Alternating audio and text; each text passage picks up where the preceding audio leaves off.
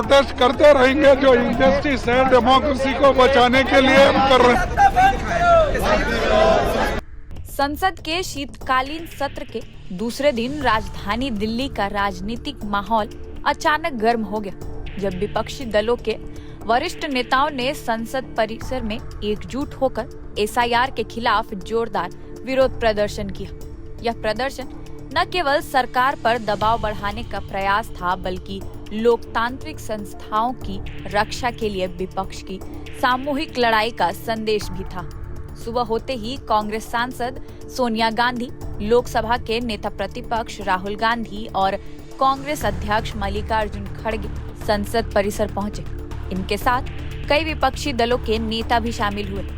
हाथों में तख्तियार, नारों की गूंज और चेहरे पर संघर्ष का जज्बा।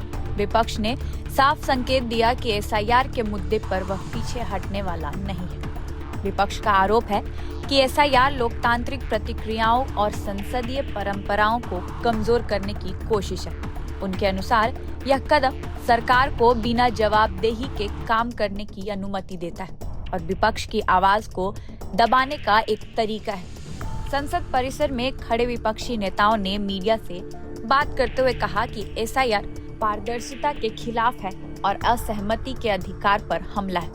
इस दौरान कांग्रेस अध्यक्ष मल्लिकार्जुन खड़गे ने सरकार पर सीधा हमला करते हुए कहा, हम लोकतंत्र बचाने और अन्याय के खिलाफ अपनी लड़ाई जारी रखेंगे। जब तक सरकार जनता की आवाज को सुनने और जवाब देने को तैयार नहीं होती, हमारा विरोध जारी रहेगा।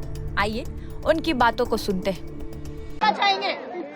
प्रोटेस्ट करते रहेंगे। जो इंजस्टिस है डेमोक्रेसी को बचाने के लिए हम कर रहे हैं। खड़गे ने कहा कि सरकार लगातार चर्चा से बच रही है और महत्वपूर्ण मुद्दों पर बहस कराने से पीछे हट रही। संसद बहस का स्थान है, लेकिन सरकार बहस से डर रही है। यह देश के लोकतंत्र के लिए खतरे की घंटी है। विपक्ष का यह प्रदर्शन कुछ समय के लिए संसद परिसर के भीतर राजनीतिक माहौल को पूरी तरह बदल गया।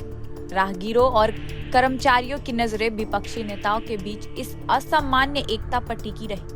विपक्ष इस बात का संदेश देने में सफल रहा कि वह एसआईआर को सिर्फ एक तकनीकी मुद्दा नहीं बल्कि लोकतंत्र की आत्मा से छेड़छाड़ मानता है। जैसे जैसे प्रदर्शन आगे बढ़ता गया, विपक्षी दलों के नेताओं ने सरकार को स्पष्ट चेतावनी दी कि यह आंदोलन सिर्फ शुरुआत है।